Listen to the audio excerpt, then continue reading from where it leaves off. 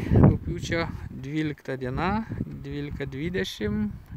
Antanas vėl atvežė savo paukščius į treniruotę.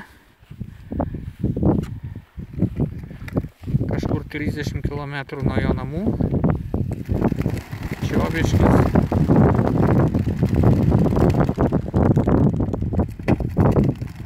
Balandžiams Krystis Širvintas.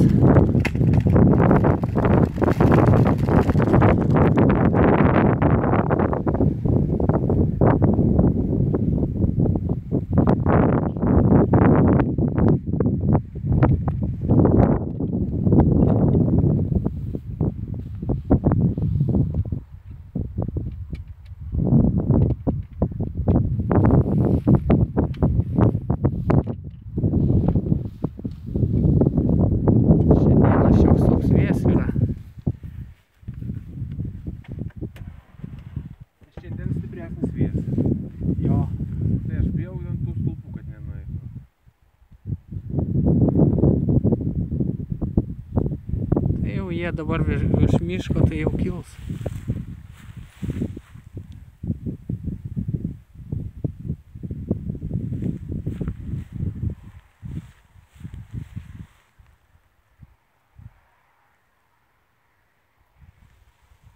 Prasta geras. Geras oras. Ir paukščiai gerai skrenda į namų pusę. Gražiai vienam būry.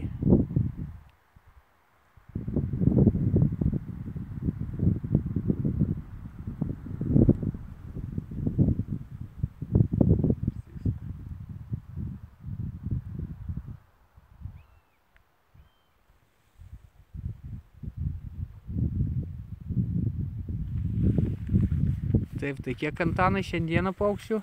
81. 81 jauniklis.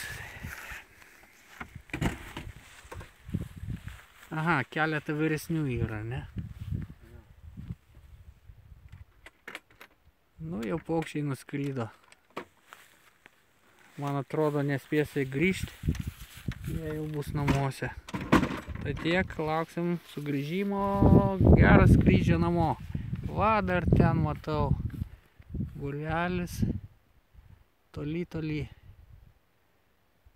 debesis. Gerai, tiek iki.